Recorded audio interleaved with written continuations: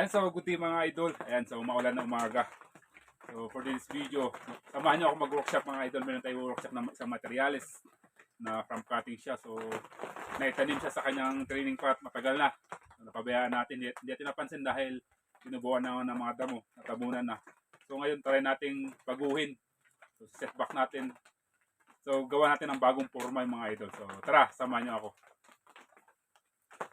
Hindi ko na matandaan kung anong taon ko ito naitanim. Basta ang pagkakaalam ko, mula cuttings itong materials na to. Tuluyan na nga siyang napabayaan, hindi na nga naasikaso. Kaya ngayong napansin ko, susubukan nating baguhin ulit. Ang laki ng kanyang pinagbago noong napabayaan natin. At ngayon naman, unang hakbang natin, ang maalis lahat ng kanyang medium sa kanyang mga ugat. Sa sobrang tagal na niya sa kanyang training pot, maging ang kanyang extension pot, punong-puno na nga rin ang kanyang mga ugat. At kung mapapansin nyo, lumabas na nga sa kanyang extension pot. Sa gamit nating mixture dito, kung mapapansin nyo, isang rin itong river sand pero galing dito sa ilog natin dito. Ito yung mga river sand ng kalaunan nagiging putik pag tumagal. At napansin ko nga sa mga medium na to, hindi ganun kaganda sa mga alagang bonsai natin. Kaya lahat ng mga alagang bonsai na ganito ang gamit ng mga medium, unti-unti nating papalitan. Nang sa gayon, hindi na magiging putik ang gamit nilang mga medium. Pagtanggal natin ng kanyang medium sa kanyang mga ugat, dito hindi ko akalain na gato karami ang maugat sa kanyang mga paso. Agad ko namang itong uhugasan ng tubig para tuluyang maalis lahat ng mga putik sa kanyang mga ugat. At syempre para hindi tayo mahihirapan na simulan itong i-workshop.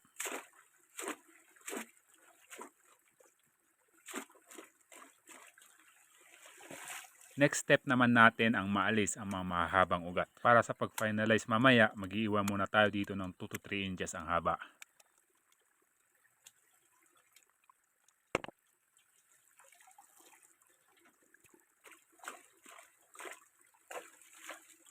So ngayon tapos na nating naalis ang mga ugat nito, sisimulan na nga natin ang next na hakbang para sa kanya. Sa oras na to, ang gagawin naman natin, kung mapapansin nyo, napakadumi ng kanyang puno. Sa sobrang tagal nitong napabayaan, makikita natin, magmula sa kanyang mga ugat papundang base, trunk, pati na rin mga sanga, punong-puno na nga ng mga moss.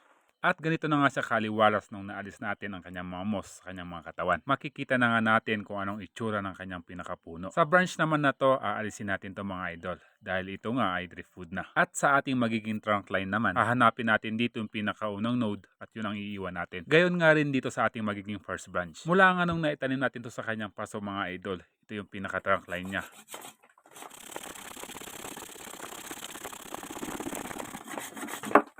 Pero ngayon naging driftwood na. Napakaganda sanang iwan to para gawin nating gin ng ating puno. Kaso hindi ganoon sila katigas na parang tugas sana. Kalaunan nga nagiging softwood din ang mga ganitong klaseng materyales.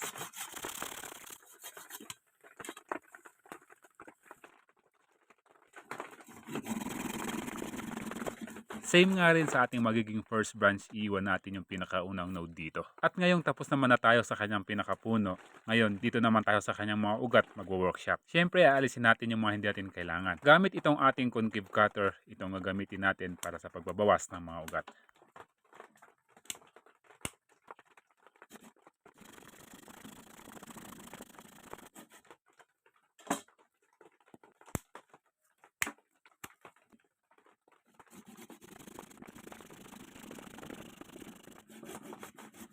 And guys, ito na yung kinalabasan ng ating pag-workshop sa materials na to. At ngayon naman hahanapan nga natin ito ng front. Bagay nga rin itong maging front ng ating puno. Dahil bumasi nga tayo sa puno na payoko sa atin, ito na nga ang ating magiging front view. At ito na rin ang magiging abang na first branch natin. Siyempre ito na rin ang magiging trunk line ng ating puno. Ang last step naman natin ang maitanim ang ating puno sa kanyang bagong draining pot at bagong medium. At dahil bubuhayin nga muna natin itong materials na to, black plastic pot muna ang gagamitin natin para sa ating materials. At soon kapag established na, marami na siyang mga ugat, syempre marami ng mga shoots. Yun na nga rin yung time na ililipat natin siya sa mga hard pot. Sa ngayon, focus muna tayo sa pagpaparecover sa kanya. Sa pagtanim nga natin sa punong to, ibabaon nga muna natin siya ng bahagya. Nang sa gayon, naninigurado nga tayong nakabaon lahat ng mga ugat sa kanyang medium.